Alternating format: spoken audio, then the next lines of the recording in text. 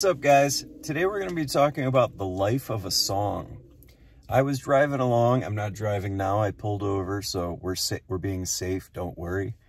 But I've been thinking about songwriting, and I've got a lot of personal songs that are creeping up right now from the past 2 to 5 years, like little eggs, little nuggets of song ideas that have just been kind of growing over time. And I'm starting to see them more clearly. Like, they're becoming more perfect visions in my mind, which is sometimes rare for me. A lot of times songs come as like pure inspiration, and I just like spout them out, chords, melody, lyrics, and all, and they're done in like 20 minutes. And those are the best ones, right? Because they feel like pure divine gifts from God, like the perfect song. But then there are these other songs, which I'm talking about in this video, where they've taken some time to brew and kind of stir. And what I mean by that is the inspiration came, let's say, 3 years ago, but there were certain decisions that I couldn't make, like what key to sing the song in, which is super important if you're a performing artist or if you're a singer-songwriter and you plan on actually playing your material for other people, recording it yourself, making a part of your working music catalog, like something that you want to play for the next 10 years. So what key it is in is pretty important. And that affects things like where you put your capo, if you use a capo on your guitar, where it lands in the set as far as where your singing voice is at, where it might land in an album if you make it into a full-fledged album song. So yeah, what key a song is really important. And sometimes you don't know for years before it like shows you, okay, this song should be in A or this should be in G. There are a lot of other decisions. Okay, they're not necessarily decisions. They're more like things that the song shows you over time, that point to the life that it's having. What are some other ones? The lyrics, of course. Like, I like to live with my songs, like, on a daily, weekly, monthly basis and see how they hold up over time. Because as singer-songwriters, you know, we oftentimes, it's like this slippery slope between being relatable and personable and mattering in a person's life versus corny, cliche, overdone, overwritten, said in a million songs. So that's the fine line that we walk as singer-songwriters, is that we want it to be a part of people's lives on an everyday basis, but we want to add something unique and a different kind of perspective that is somewhat cool and enlightening. You know, we don't want to just keep writing the same songs that everybody else has written over the years. So that's the tricky part. And many times, time will reveal those secrets to a song. And it might be just the tweaking of a few words, a few phrases. Maybe you eliminated a whole entire verse if you feel like it was too cliche. Maybe the last verse shows up over time after you've had time to digest the song and think about it, or not even think about it. So it's like these songs that I'm thinking of right now, the ones that are like feeling more done, that I started maybe 2 years ago. It's not like I've been working on them every day. It's just that they've been hanging out in my subconscious for 2 years, and I might play them once or twice a week. And each time I do, they may stay the same for a while, or they might slightly change a bit. But slowly over time, a song will tell you when it's done. And man, what a great feeling. Because then you're like, awesome, this song is done, and I can finally either take this into the recording studio or play it for people live, or then you can take it to the next level. And I mean, watching a song live or die in front of an audience is a whole another video, really, or in the studio, because that can happen too. Songs can all of a sudden grow and bloom and like become this beautiful thing, or they can die right in front of you, in front of the first crowd. And you're like, oh man, I really like that song, but now I just witnessed it perish on the stage.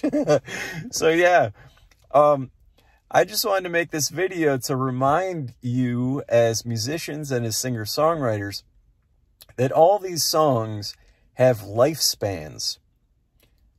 Can songs be eternal and last forever? I want to think so. Like, think about classic folk songs from the 50s and 60s, or pop songs from, I don't know, the 70s or 80s that are still with us today and have like some staying power. Think about, geez, hymns, Bach, Beethoven, that, you know, write music that they've written that may last forever. Eternal music. I guess that's a whole other video in and of itself, but yeah, I get that's the goal. We want to write timeless stuff that can last forever and become a part of the culture. That's one phrase that I've been thinking a lot about lately, and it's pop culture. And I was going to do this video. What's the first word that you think of when I say the word pop?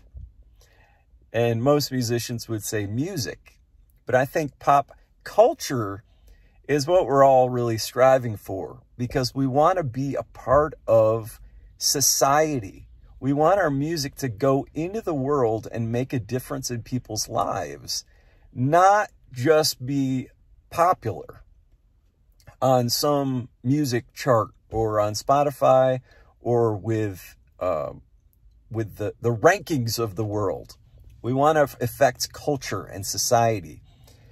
And recognizing the lifespan of your songs and where they're at, I think is a factor in gauging how you can affect society with your songs. So yeah, the other reason I'm making this video is because I just want to say, don't give up on your material. Like, here's a song. Just 2 years ago, I recorded this song called I Go to Work, and it's having a really nice moment. I took it to the studio. I did a really professional job on it. I recorded with my guys in Asheville, North Carolina. I live in Jamestown, New York. So I did a lot of traveling with this song, recorded it in real pro studios. My producer friend, Danny Kadar,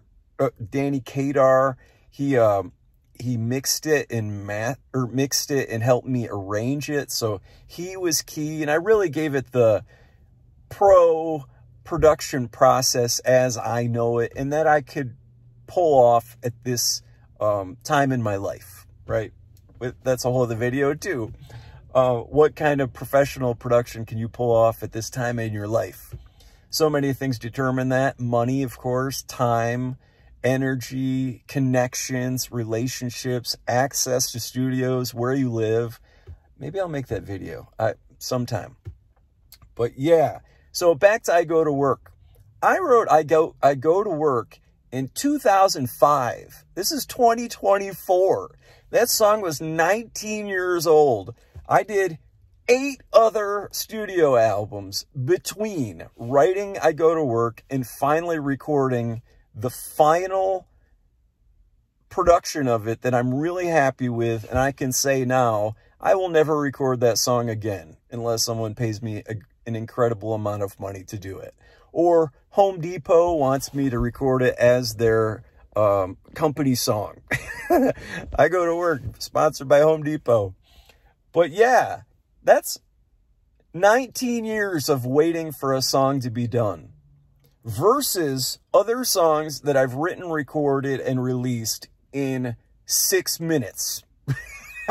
In the short form TikTok, Instagram, Reels, society that we live in today.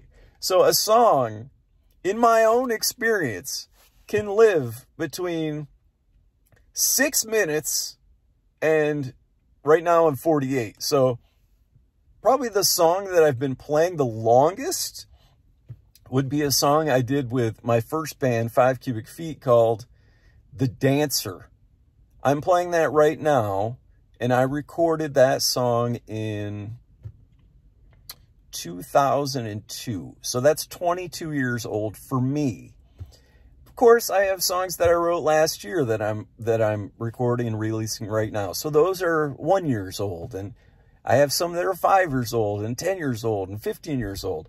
And like, I hope that when I'm 75 years old on a tour bus somewhere, pulling up to Americana Festival and getting off the bus, walking on stage, and I get to play music that is 50 years old for my own catalog for new people or old people who've been following me for a long time. So songs have a life of their own. And it's really beautiful. It's a beautiful process to watch them kind of live and find their way in the world. And I've really never liked the comparison to songs being our children, because I don't have kids myself, and I feel like that's kind of a presumptuous kind of comparison. Like, I mean, I think kids are a lot more work than my songs have been, but and maybe a lot more joy. I don't know, but I do feel like if they're not like kids, they're somewhat parallel in that they have their own lifespans. And sometimes it's tragic to watch songs die, for sure. Like, when you think you've got a really good idea, that's probably a good sign that it's a bad idea. Most ideas don't work out as songs. Like, I've found the best songs are from the heart, or for me, from God. Not like beautifully wrapped up little gifts that are delivered to me from our Creator that I get to watch go out into the world. But that's just my perspective and my personal spiritual stance on it. That's how I live. A lot of people write songs in many different ways, so there's no right answer to it. But yes, songs have a life of their own, and I just wanted to make this. So be patient with your work, I guess is what I'm saying. You don't have to work on it diligently every day. Just know that it's doing its thing in the back of your mind somewhere, and don't give up on your material.